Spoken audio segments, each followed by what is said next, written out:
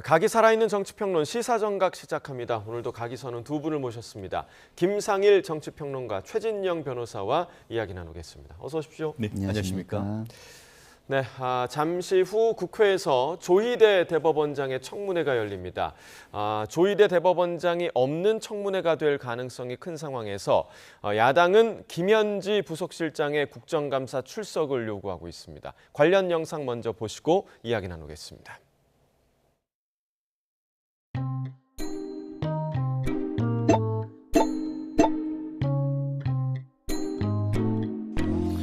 조희대 대법원장이 뭐라고?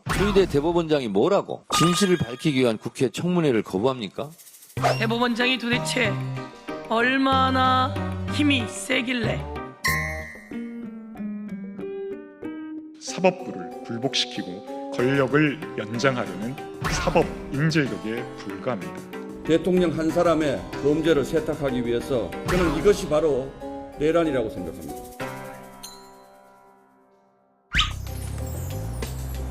원장님, 국회 청문회에 출석하실 겁니까? 법원장 회의 이후에 사법개혁안 대응 방안은 어떻게 좀 마련하셨나요? 무산된 청문회를 대신할 수 있는 수준의 국정감사를 할 것이다.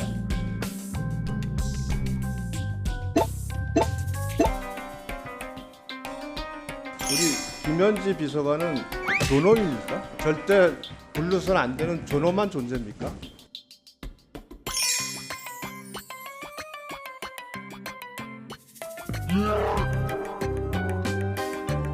그림자 대통령이 전 국민 앞에 드러나는 것이 두려운 것입니다.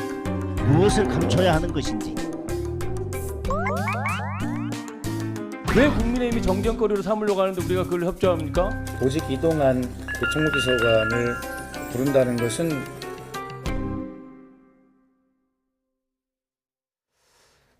자, 먼저 잠시 후에 열릴 조희대 대법원장 청문회 이야기를 먼저 좀 나눠보겠습니다. 일단 조희대 대법원장이 불출석 의견서에 법관의 재판 독립을 보장한 헌법 103조에 부합하지 않는다라는 걸 이유로 들었고, 오늘 뭐 대법원장뿐만 아니라 다른 그 대법관들 그리고 직위원 부장판사도 모두 출석하지 않을 예정이라고 하더라고요. 네, 맞습니다. 재판 중인 사건에 영향을 줄 수 있는 경우 국정감사는 좀 제한되게 돼 있는 것이 사실이고요. 실제로 그런 부분이 사법 독립의 침해가 지금 현재보다는 미래에 침해가 될 수 있는 부분이 있는 것도 사실입니다. 그리고 조희대 대법원장이 선거 개입을 위한 재판을 했다는 의혹과 그로 인해서 국민적인 사법 불신을 야기했다는 부분은 저는 개인적으로 사실이고 그 의혹에 동의합니다만은 그것은 정치적, 정무적 판단의 영역이지 법적 판단의 영역이 저는 아니라고 보기 때문에 지금 청문회에서 불러서 이런 이야기를 한다는 것이 맞는 것인지에 대해서는 저는 좀 의문이 있다라고 지속적으로 말씀을 드리고 있고, 그리고 좀 이따 논의를 하겠지만 좀 전에 나온 것처럼 김현지 비서관은 전례니까 안 된다라고 한다면 그것을 이중잣대가 되는 조희대는 나와라 라는 것은 안 되는 것이 아닌가, 이런 말씀을 드려봅니다. 자, 일단 오늘 청문회와 관련해서는 물음표를 던져주셨고, 오늘 뭐 출석하지 않을 것 같습니다. 그러니까 어제 법여권 법사위원들이 오늘 청문회를 열 것인가, 이 부분에 대해서 긴급회의를 열긴 했지만 결국은 청문회를 여는 걸로 결론이 낸 것 같거든요. 그러니까 그럼에도 불구하고 강행하는 이유가 좀 어디에 있다고 보십니까? 저는 이렇게 생각합니다. 조금 전에는 그 조희대 없는 조희대 청문회라고 했지만 제가 보기에는 추미애 밖에 없는 추미애 청문회라고 부른 것이 맞다라고 생각합니다. 사실 지금 법사위원장 결의로 해서 이런 같은 청문회 하고 있지 않습니까? 결국 이 부분이 원내의 그 협의나 아니면은 그 당 대표와의 협의가 민주당 내에 없었다는 것은 언론 보도를 보고 나왔고, 그런 상태 속에서 해야 되느냐 논의가 굉장히 있었음에도 불구하고 이렇게 강행하는 것은 결국 어떤 성과를 내기보다는 현재의 이재명 대통령에 대해서 유죄 판결 내렸던 조희대 대법원장, 그리고 또 대법관을 끌어내서 국회에서 사실상 희화하고 그에 대한 정치적 비판을 하기 위한 그 이상도 그 이하도 아니었다라고 밖에 볼 수 없는 것이죠. 예. 저는 이 사안이 코미디가 아니고 블랙 코미디다라고 생각합니다. 우리나라에서 대통령제 권력 분립은 헌법에서 헌법 제정 권력의 근본 결단입니다. 아시다시피 국회 관련 법에서도 재판에 관여할 목적에 있어서는 증인으로 나오지 못하도록 돼 있는 것이고, 그리고 실질적으로도 이 사건 같은 경우에 뭐라고 하죠? 왜 그렇게 빨리 했고, 왜 그렇게 누가 협의했고라는 취지로 해서 나오라는 건 아니겠습니까? 예. 지금 어땠습니까? 예전에 이른바 부러진 화살과 관련해 가지고 형사 처벌을 했을 때에 그것에 대해서 내부적으로 영화가 만들어졌고 상당히 비판이 있으니까 그 실질적으로 판결을 했던 분 중에 한 분이 나와 가지고 그 내부 사정에 있었던 것을 밝힌 적이 있습니까? 그러니까 어떻게 됐죠? 법원에서 그 판사 징계했습니다. 유명한 스토리죠. 그만큼 내부에서 협의했던 내용 같은 것들은 법적으로 사실상 업무상 비밀로서 밝히면 안 되는 것이고, 그게 사법 판단의 핵심 중에 핵심입니다. 그거를 대부분에 다 공개하라라는 것 자체는 사법권의 핵심을 사실상 무력화시키려고 하는 것이기 때문에 그와 같은 청문회 자체가 제가 봤을 때는 직권남용적 청문회다라고 얘기를 할 수 있고, 그에 대해서 법관들이 나가지 않는 것은 너무나 당연한 것이고, 오히려 단순히 나가지 않는다라는 그 의결만 낼 것이 아니고 아마 정치권에서는 이것이 바로 법을 어겨가면서 하라는 직권남용적 청문회가 아닌가 하라는 비판도 저는 가능하다고 봅니다. 네, 그런데 이게요. 문제를 제기하는 방법이 틀렸다는 지금의 말씀에 저는 100% 동의하지만 문제 제기 자체에 대해서는 조희대 대법관께서 꼭 돌아보셨으면 좋겠다는 부탁을 드립니다. 자, 그리고 이제 오늘 그럼에도 불구하고 청문회가 열리긴 열릴 텐데 이 자리의 풍경이 또 어떨 것인가. 그러니까 우리가 최근에 봐왔던 그 법사위 서로 고성을 지르고 서로만 비난하는 그런 장면이 또 연출되지 않을까, 이런 우려가 지금 나오고 있거든요. 어떻게 예상하세요? 그런 모습을 본 지 하루 이틀이 아니어서 국민들은 이제는 보기도 싫을 것이다. 익숙한 것도 좀 서글픈 것 같아요. 익숙한 것보다는 아예 채널을 돌리지 않을까라는 생각이 들고요. 그럼에도 불구하고 그것을 보도해야 되는 YTN을 비롯한 언론사가 좀 측은하다, 이런 생각이 들 정도입니다. 정치의 본령은요, 국민의 갈등을 해소하고 국민을 평안하게 해드리는 것입니다. 그것을 넘어서서 국민을 불편하게 해드리는 일을 이렇게 지속적으로 하는 것이 과연 옳은 것인지 한번 돌아보시기를 다시 한번 부탁드립니다. 네, 자, 그리고 오늘 아침에 법원의 감사위에서요, 지규현 판사의 접대 의혹과 관련해서 판단을 보류했습니다. 그러니까 공수처의 조사를 지켜본 뒤에 사안을 처리해야 한다, 이런 결론인데 법원 입장 좀 어떻게 보셨습니까? 그러니까 우리가 기본적으로 그러니까 수사나 재판의 밑에 단계가 감사인데요. 감사조차도 이중 감사는 원래 안 하는 게 원칙입니다. 그런데 그보다 좀 더 강도 높은 수사가 이루어지고 있는 상황에서 감사 감찰이 제대로 이루어지기는 좀 어렵다라고 저는 생각을 해요. 그렇기 때문에 기본적으로 지규현 판사의 해명은 설명을 했잖아요.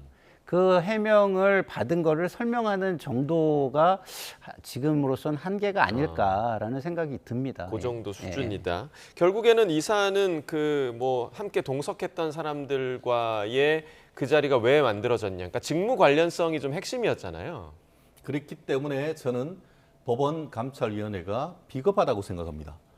사실관계 다 밝혀졌지 않습니까? 그때 있어서 본인이 거기 안 갔다고 합니까? 갔다. 대신에 예전에 다른 곳에서 같이 복무를 했던 사람들끼리 한 10여 년 만에 그와 같은 그 모임을 가졌었던 것이고, 2023년에 그와 같은 모임 이후에 지금까지 관련해서 그 두 변호사와 사건을 한 사실이 전혀 없던 것이고 그 이후에 만난 적조차 없다는 것이 실질적으로 그때에 동석했던 사람을 통해서 밝혀진 건 아닙니까? 그렇다고 하면 그거에 대해서 이것을 판단하기 어렵다라고 할 것이 아니고 그에 대해서 감사 종결하는 것이 원칙인 것이죠. 그렇게 하면서 결국 공수처의 결과를 보겠다라는 것 자체가 무책임하다라고 생각하고, 또 하나 근본적으로 공수처가 이거 수사를 하면은 그렇게 무능합니까? 민주당이 고위공직자 범죄 수사를 하기 위해서 따로 만들어가지고 1년에 수백억 돈을 만들고 했던 것이 공수처 아닙니까? 그럼 뭐합니까? 지금 수십 건 기소를 했는데 대부분 다 기소도 못하고 딸랑 한 건 지금 유죄 확정 판결 받았다라고 하는데 그렇다고 하면은 할 시간도 많을 텐데 이 수사 안 하고 뭐합니까? 벌써 문제가 제기된 것이 몇 개월입니까? 그런데 아직까지 결과를 내지 않고 있다? 결과를 내지 않고 있는 겁니까? 눈치 보면서 내지를 못하고 있는 겁니까? 하루라도 빨리 이 사안에 대해서 수사 결과를 밝히고 그에 따라서 현재 있는 직위원 재판부가 빨리 신속하게 재판을 할 수 있는 도덕적 근거를 만약에 지금 그 민주당이 제기하는 것처럼 문제가 있다면 해서 재판을 바꾸든가 그거는 법원 내에 결단을 해야 되는 것이지만 그게 아니다라고 하면은 이렇게 미루어서 그냥 계속 미루고 할 것이 아니고 빠른 결단이 있어야 된다고 저는 생각을 합니다. 네, 그러니까 지금의 그 감사위에 약간은 좀 모호할 수 있는 입장이죠. 판단할 수 없다라는 결론을 내린 부분에 대해서 여야 양측 모두의 좀 비판을 받을 수 있는 그런 부분이 아닐까 생각이 드는데 사실 이 사안과 관련해서는 지난 5월이었습니다. 민주당이 윤 전 대통령의 내란 재판과 관련해서 직위원 판사가 접대를 받았다라는 의혹을 제기했던 건데요. 당시 모습 잠깐 보고 오겠습니다. 마치 근거 없이 이렇게 하는 것처럼 하는데 PPT 좀 볼까요? 저희가 가지고 있는 사진 몇 개만 지금 제시를 해드리는 거예요. 입구는 저렇게 허름해 보여도 서울 강남에 있는 아주 예약제로 운영되는 최고급 룸살롱이라고 합니다. 그리고 내부 사진을 보면 보는 것 같이 굉장히 럭셔리한 내부죠. 이게 제보자가 여기를 함께 같이 갔었다는 주장입니다. 직위원 판사가 룸사롱 간 것도 하늘이 두 쪽 나도 그런 일이 있을 수 없습니까? 지부장에 대해서는 뭐 제가 드릴 말씀은 따로 없습니다. 따로 없습니까? 예. 자, 결국에 이제 조금 전에 얘기를 드린 것처럼 감사위에서는 공수처의 수사 결과를 봐야 한다 이런 입장인데 정작 공수처에서는 지금 이 사안에 대한 조사가 이루어지고 있는지도 궁금하네요. 그 공수처장이 인터뷰에서 하고 있고 성실하게 하고 있다라고 얘기를 했어요. 그리고 가능한 빨리 하겠다라고 이야기도 했습니다. 그렇기 때문에 이루어지고 있다고 저는 보고 있고요. 법원에서 이것을 이렇게 처리한 것이 무책임하다라는 말에는 제가 좀 동의하기 어려운 게 그럼 지금 혐의가 없다고 결론을 내서 수사가 아직 끝나지 않았는데 이것을 또 한 번 논란을 일으키면 그게 책임 있는 자세일까라는 것을 한번 생각해 주셨으면 좋겠다 이런 말씀을 드리고 싶고요. 직위원 판사도 역시 책임이 없지 않습니다. 이런 의혹이 제기됐을 때 지금 보이는 화면에 보이는 사진이죠. 저 사진에 대해서 설명을 그 당시에 바로 했어야 합니다. 근데 하지 않은 이유는 무엇입니까? 자, 바로 해명을 하지 않았을 때의 국민들의 반응. 우리도 세상을 살면서 다 그런 경험을 해보잖아요. 그러면 당연히 그 다음은 더 강한 의심과 의혹 제기가 있을 것이라는 건 누구나 알 수 있는 것입니다. 그래서 더 강한 의혹 제기와 의심을 갖게 만든 것은 직위원 판사도 책임이 있다. 이런 말씀을 드립니다. 짧게 말씀드리면 직위원 부장판사는 법정에서 공식적으로 그와 같은 사실이 없다라고 밝혔습니다. 그렇지 않습니까? 하자마자 바로 합격입니까? 뭐 언론을 통해서 사실 공무원 같은 경우에는 외부에 인터뷰를 하거나 할 때는 다 기관장의 동의를 얻어야 되는 겁니다. 그런데 이런 부분에 특히 실제로 뭐 때문에 그렇습니까? 지난 3월 초 윤석열 대통령에 대한 구속 취소 결정을 했기 때문에 이렇게 타겟으로 해서 지금 민주당이 직위원만 찍어낸다고 하면은 특별재판부도 없어야 된다라고 하면서 지금 전현희 의원이 얘기하는 것 아니겠습니까? 그러면은 문제를 제기했을 때 그 문제를 사실 아까 파워포인트 보자고 하면서 사진을 냈지만 그 사진 외에서 뭐가 나왔죠? 지금 그때 문제 제기한 때로부터 지금 한 5개월, 6개월이 넘은 것 같은데 민주당이 제보했던 것과 관련해서 무엇이 나오는 것이에요? 수사를 못했겠습니까? 실제 지금 그 3특검 해가지고 지금 수사해가지고 다 줄줄이 구속하는데 공수처가 그거 못하겠습니까? 그렇다는 점에서 제가 봤을 때 제 어떤 수사의 실무적 감각으로서는 이 사안에 대해서 이미 결과는 다 내놓고 지금 좌고우면하면서 공수처가 결과를 내지 못하고 있을 가능성이 오히려 높은 것이죠. 지금 그렇게 할 때입니까? 이것이 정치적으로 문제가 된다고 하면은 더더욱 빠른 시간 내에 결정을 해가지고 정말 직위원 부장판사가 문제가 있는지를 해야 되는 것이고 말씀드린 것처럼 직위원 부장판사도 법정에서 본인은 무고하다는 것을 공식적으로 얘기를 했습니다.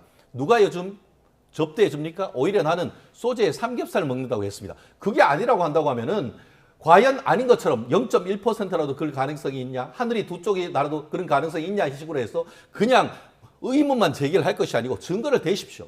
저는 그렇게 말씀드리고 싶습니다. 증거가 사진이 있잖아요.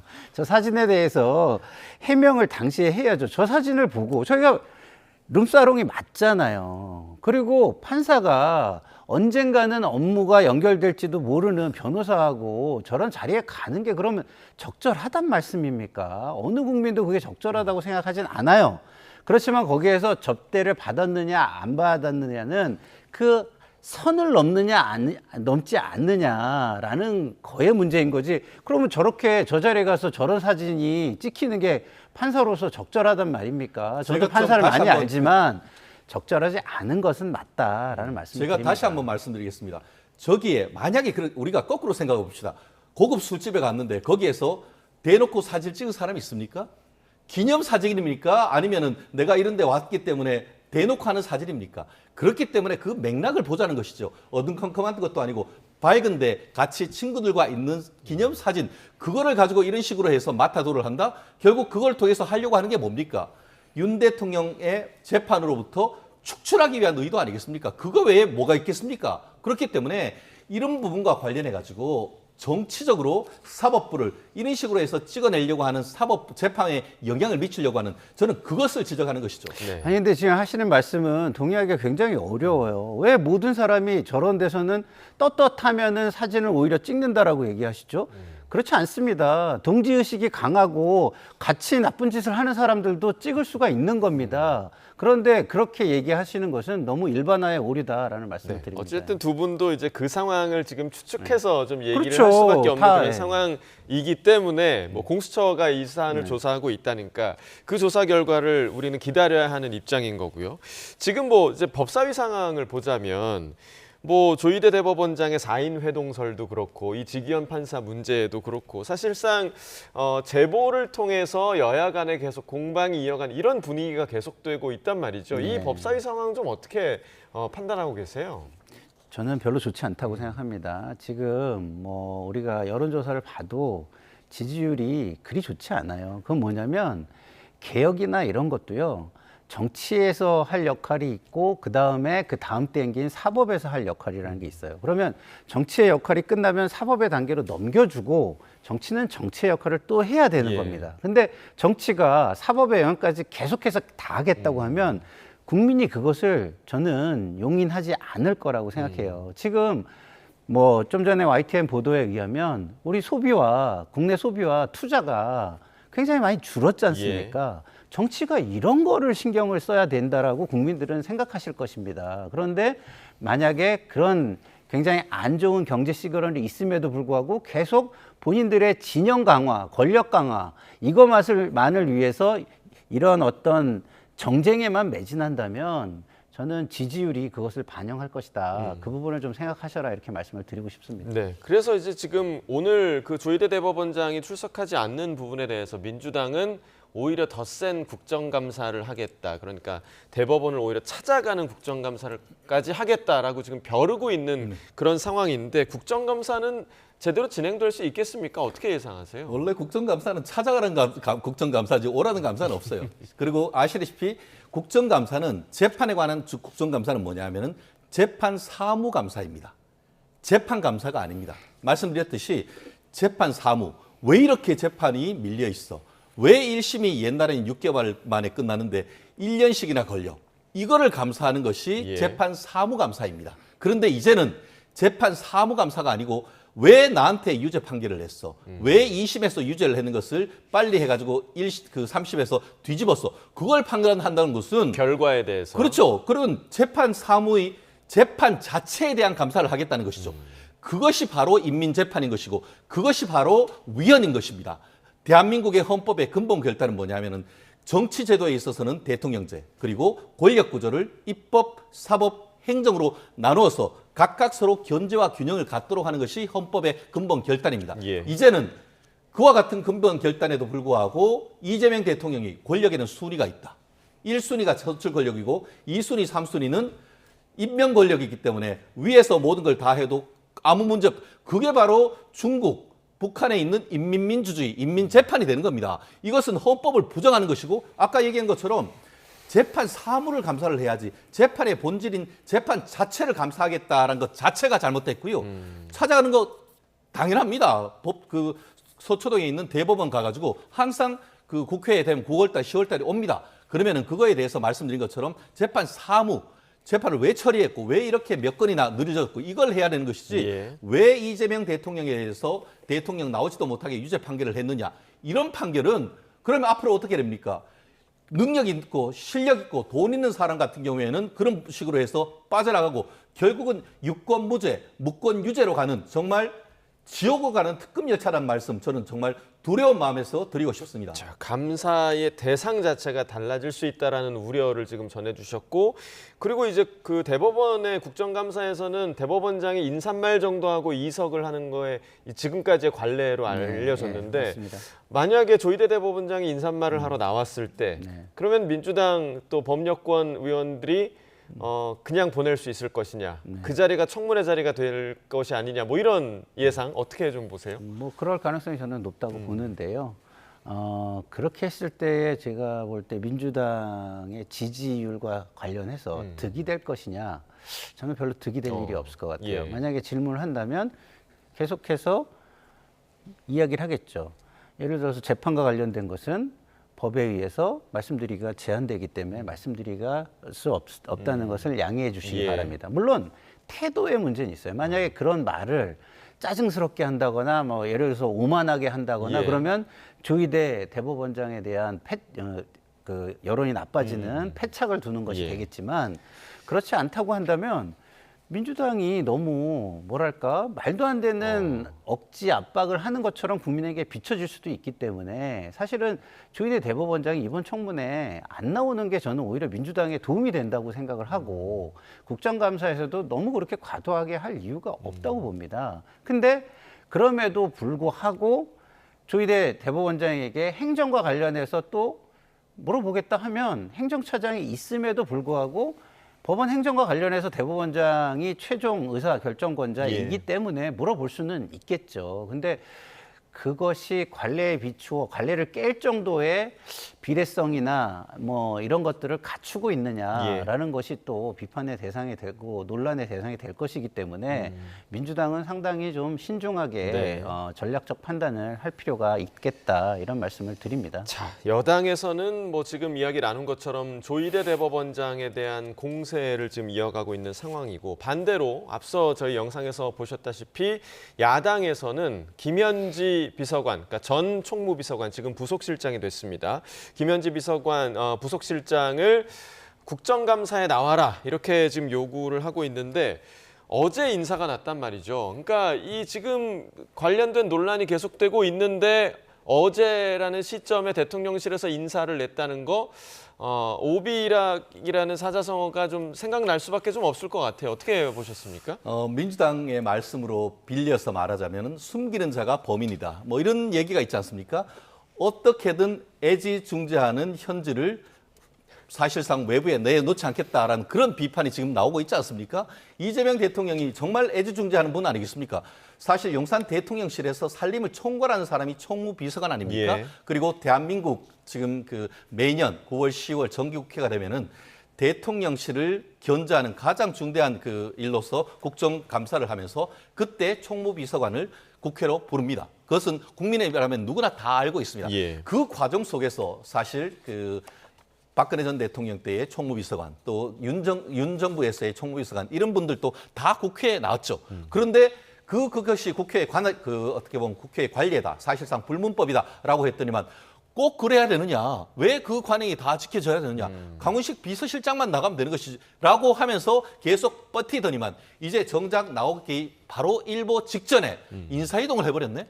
이런 게 결국은 어떻게든 지금 김현지 총무비서관을 그 국회에 나오지 않도록 하기 위한 것 외에는 달리 어떻게 설명하죠? 결국 그러면서 다른 것으로 보내는 것도 아니고 더 지극하게 어떻게 보면은 이재명 대통령과 더 지근거리에 갈 수 있는 1부속실. 아시다시피 1부속실은 대통령의 어떤 개인적인 신상, 2부속실 같은 경우에는 그 영부인과 가족들에 대한 관리 아니겠습니까? 오히려 지근거리, 물리적 거리로서는 김현지 비서관을 이 대통령에게 훨씬 더 가깝도록 해서 권력의 물리적 거리에서 더 높은 수준으로 올려버린 이런 상황이라고 한다고 하면은 사실상 야당을 존중하거나 국민을 존중하는 태도가 있는지에 대해서는 국민들이 비판할 수밖에 없는 것이죠. 그렇기 때문에 이 과정에서 어떻게 했죠? 지금 김현지 비서관은 국회에서 의결하면은 저 그에 따르겠습니다 했는데 오늘 직전에 제가 봤더니만 민주당 발로 김현지 비서관 국회 안 부른다는 보도가 방금 제가 확인을 했습니다. 자, 김현지 부속실장의 인사이동 시점 좀 오묘하긴 한데 좀 어떻게 해보셨어요? 다시 YTN의 첫 화면이었던 이중잣대라는 말을 제가 다시 가져오지 않을 수가 없습니다.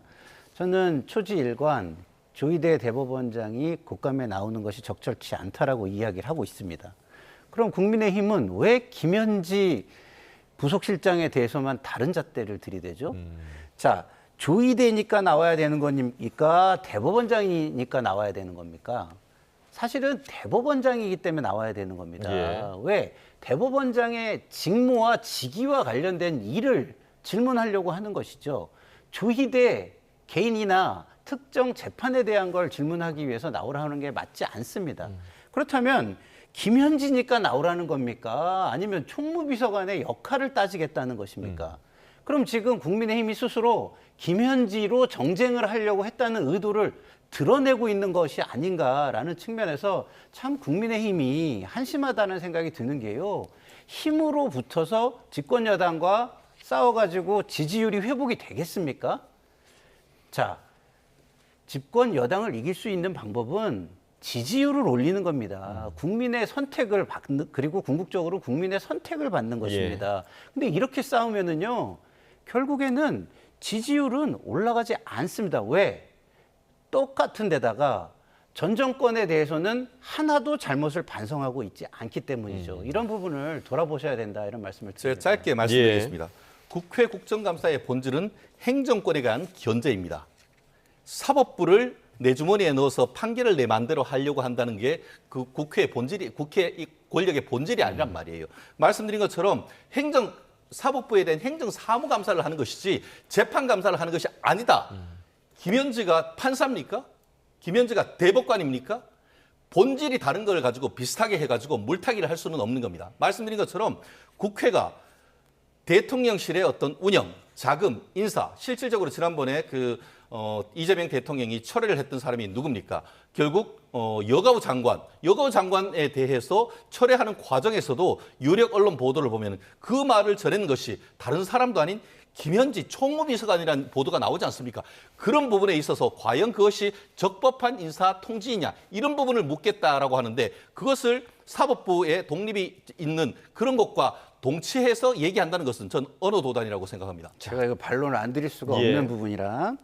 자, 일단은 판결을 마음대로 한다. 이건 완전히 개인적인 주장입니다. 국민들이 그것을 근거를 가지고 확인한 바가 없기 때문에 과도한 주장을 하고 계시다는 말씀 하나 드리고요. 두 번째, 본질이 틀리다 그러는데 제가 볼 때는 본질이 전혀 틀리지 않습니다. 근대 국가는 제도에 대한 감사를 하는 겁니다. 직위와 그 직위에 따른 직무조차도 제도인 겁니다. 그렇기 때문에 총무비서관에 대한 이야기를 할 것인지 김현지에 대한 이야기를 할 것인지는 구분을 해야 되는 겁니다. 만약에 김현지에 대한 청문회나 국정감사를 하겠다라고 한다면 일반 증인으로 채택하기 위해서 청문회를 따로 조직을 하셔야 되는 거예요. 그러려면 그만한 입증 책임이 있어야 됩니다. 조희대 대법원장에 대해서도 저는 그 입증 책임에 대해서 계속해서 그 비판적인 목소리를 제가 속해 있는 당에 내왔던 사람으로서 지금 말씀하시는 거 역시 구분을 하셔서 좀 말씀을 하시고 일 처리를 하셨으면 좋겠다라는 말씀을 드립니다. 정치권에서는 김현지 부속실장에 대해서 이런 이야기들도 나오고 있는데요. 함께 들어보겠습니다. 이 정도로 숨길 뭐가 있구나 라고 증명을 해버렸어요.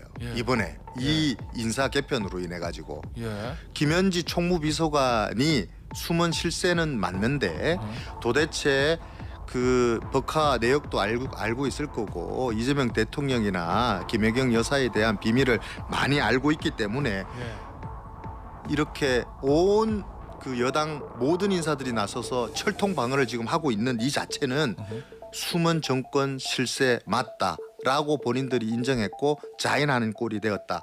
결국에는 이런 것들이 대통령의 몰락의 시발점이 되거든요. 김현지 비서관이 좀 상냥한 편이에요. 상냥한. 예, 친절하고 다른 사람들하고도 잘 지내고 제가 김현지 비서관하고 일하면서 가장 편했던 것은 이분이 이 어떤 조직 내 레드팀 역할을 확실히 하시는 분이에요. 저희끼리는 막 제초제라고 놀리기도 하는데 뭐 청탁도 들어오고 정치자금 문제 이런 부분 관련해서 굉장히 깔끔하게 원칙대로 법대로 처리하셔서 사실 일하기는 굉장히 편했습니다. 그러니까 나오셔야 되겠네요. 네, 그래서 뭐 큰 문제 없습니다. 자, 결국은 그 김현지 부속실장과 관련해서 논란이 되고 있는 부분은 김 부속실장이 아주 오래전부터 이재명 대통령과 함께 일을 해왔고 그렇기 때문에 그동안 있었던 일들에 대해서 소상히 알고 있을 가능성이 상당히 높은 인물이기 때문에 이번 국정감사에서 이 국감과 그러니까 총무비서관직과 무관한 그런 다른 질문들, 개인적인 질문들이 나오지는 않을까? 이런 우려도 좀 나오고 있는 부분이거든요. 뭐 민주당은 어떤 회의를 할 때 전혀 관계없는 일을 굉장히 많이 했는데 말씀드린 것처럼 이 관계 없을까요? 지금 말씀하신 것처럼 김현지 지금 현재 그 부속실 실장 같은 경우에는 이재명 대통령이 변호사로서 성남에서 변호사를 할 때부터 같은 인연이 있었던 건 아니겠습니까? 그러면서 성남시 그리고 경기지사 나중에는 이제 그 본인이 인천 계양구 국회의원 할 때도 보좌관으로 활동을 했고 아마 많은 분들이 기억하실 겁니다. 그 국회의원으로 할 무렵에 이재명 의원에게 이제 검찰에 출석을 요청했을 때 그것을 보고 이재명 의원에게 문자를 보내면서 출석 요청이 왔습니다. 전쟁입니다. 이것을 했던 사람이 바로 김현지입니다. 그렇기 때문에 그만큼 지근거리에서 이재명 대통령을 오랜 기간 보좌를 해왔고 그러다 보니까 개인적인 사정부터 해서 여러 가지 문제, 아까 얘기했던 그 법인카드 문제 이런 부분도 소상히 알고 있을 것으로 지금 미루어 짐작되기 때문에 야당으로서는 사실 가장 어떻게 보면 유력한 증인으로 채택을 해서 묻게 되는 나아가 그 이전의 문제뿐만 아니고 좀 전에 얘기했던 그 강선우 여가부 장관의 인사 문제라든가 이런 부분에 대해서 질문할 일들이 한두 개가 아닌 상태일 것이죠. 그래놨는데 이제 질문을 하려고 증인 채택을 하고 그 또한 예전부터 수십 년 동안 그 총무비서관인 국회에 나와서 질문하고 답변하는 게 관행이었음에도 불구하고 그 직전에 인사 보직을 바꿨다? 그러면 냄새가 나는 것이죠. 지금 보고 있는 시청자분들도 저랑 비슷한 생각일 것이라고 생각합니다. 네. 자, 지금 김현지 부속실장과 관련해서는 야당에서는 뭐 여러 가지 그 표현들을 동원하고 있는 것 같아요. 만사, 현통, 뭐 비선실세, V0까지 나오고 있는데 실제로 그럴까요? 어떻게 보세요? 입증 책임을 다하셔라라는 저는 말씀을 드리고 싶은 게요. 저는 한때 제가 우리나라 최고의 권력자의 수행비서관을 했습니다. 원래 지근거리에서 일을 하는 사람은요, 온갖 의혹과 비난이 빗발칩니다. 심지어 제가 어디를 모시고 다니면서 모셔야 되는 분을 잘 모셔야 되기 때문에 사람들을 보지 못하면 인사를 못 하잖아요. 그러면 인사도 안 하는 건방진 놈이다. 뭐 이런 식으로 비난을 해요. 그러니까 수많은 것들이 있습니다. 그러면 그 당시의 상황까지 같이 얘기해서 충분히 그 모시는 분이 그 자리에 오래 머물고 여유가 있었음에도 인사를 안 했다라든가 이런 입증을 충분히 하고 비난을 해야 옳지 않겠습니까? 그러면 김현지 부속실장에 대해서도 충분한 입증을 하고 비난을 하시는 게 맞습니다. 그렇지 않다면 그건 정치 공세예요. 그래서 야당은 정치 공세를 할 수 있습니다. 그렇지만 국감장이나 청문회로 불러내는 거는 또 다른 겁니다. 제가 조희대 대법원장에 대해서 충분한 입증에 비례해서 불러내는 게 맞다라고 말씀을 드린 것처럼 김현지 부속실장도 만약에 불러내서 묻고 싶다면 그거에 비례할 만한 입증 책임을 지고 불러내는 것이 맞다라는 말씀을 다시 한번 드립니다. 예. 자, 그리고 이제 저희가 시간이 얼마 남지 않아서 증감법 개정안 관련 이야기로 좀 마무리를 해보도록 하겠습니다. 앞서 국무회의 의결사항에 관련한 속보를 전해드렸는데 증감법 개정안도 민주당 주도로 본회의를 통과를 했죠. 이 고발의 주체를 두고 한 차례 좀 소란이 있었는데 오늘 아침 여야의 반응을 듣고 이야기 나누겠습니다.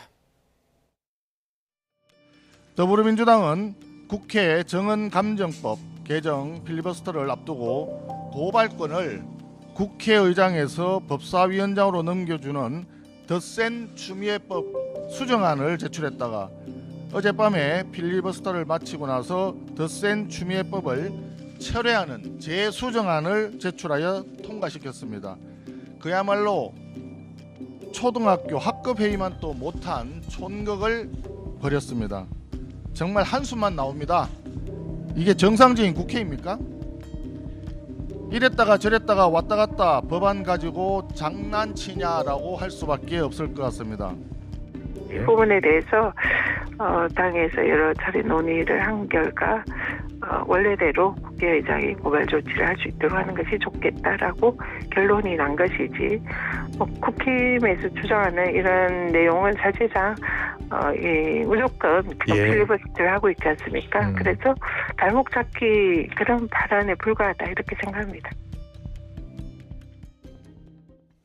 네, 증언감정법의 내용 자체가 만약에 이제 국회에서 증언 위증을 하게 되면 이 부분에 대해서 고발을 할 수 있도록 한 건데 이 고발의 주체를 국회의장으로 할 것이냐 법사위원장으로 할 것이냐 이 부분이 약간 왔다 갔다 해서 마지막 결론은 국회의장으로 결론이 난 거잖아요. 이 부분은 왜 혼란이 있었던 겁니까? 민주당 쪽에서. 다시 한번 말씀을 드리면 원래 모든 상임위와 본회의는요. 그 위원회의 의결로 위증하는 자를 고발하게 돼 있습니다. 다시 말해서 추미애 위원장이 법사위 사안이면은 그 위원장이 고발을 할 수 있어요. 근데 지금 논란이 되는 건 뭐냐면 특위처럼 이렇게 한때 있다가 없어지는 위원회들이 있잖아요. 그러면 이 위원회들에서 위증을 했을 경우에 그 특위는 기한이 있는데 지나버리면 누가 고발을 할 것이냐 이 문제인 겁니다. 그러면 이것은 기본적으로는 국회의장이 고발하는 게 맞는 것입니다. 왜냐하면 그 위원회의 위원장이 법사위원장은 아니기 때문이죠. 그래서 그런 부분에 대해서 민주당이 지금 현재 위원장이 민주당 위원장인 위원회로 이제 지정을 한 것인데 국회의장도 사실은 민주당 출신이긴 합니다만 당적을 벗어나서 중립적인 입장을 취하게 돼 있죠. 그런데 국회의장이 이거는 일반적인 경우에 맞지 않다라고 문제를 지적하게 된 것이고 그것에 대해서 의총을 통해서 그래 이건 우리가 생각하지 못했는데 이거는 그런 것이 맞겠다라고 생각을 해서 다시 재수정을 한 것으로 이해하시면 되겠습니다. 국회의장으로 하는 게 맞다라는 결론을 내린 것이고 이 부분에 대해서 좀 어떻게 바라보셨어요? 추미애와 우원식의 권력 다툼 속에서 법이 코미디로 전락했다. 이렇게 저는 한 줄로 표현하고 싶습니다.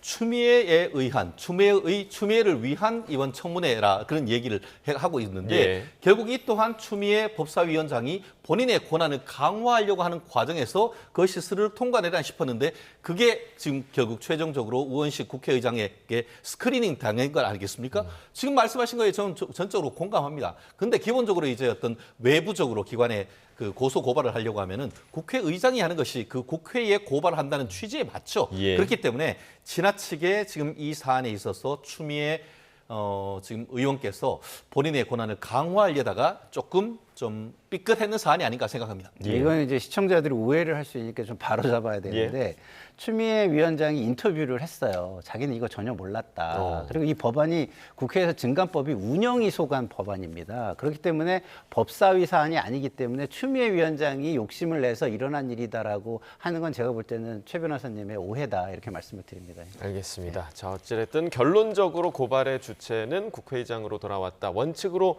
돌아왔다. 이런 결론을 낼 수 있을 것 같습니다.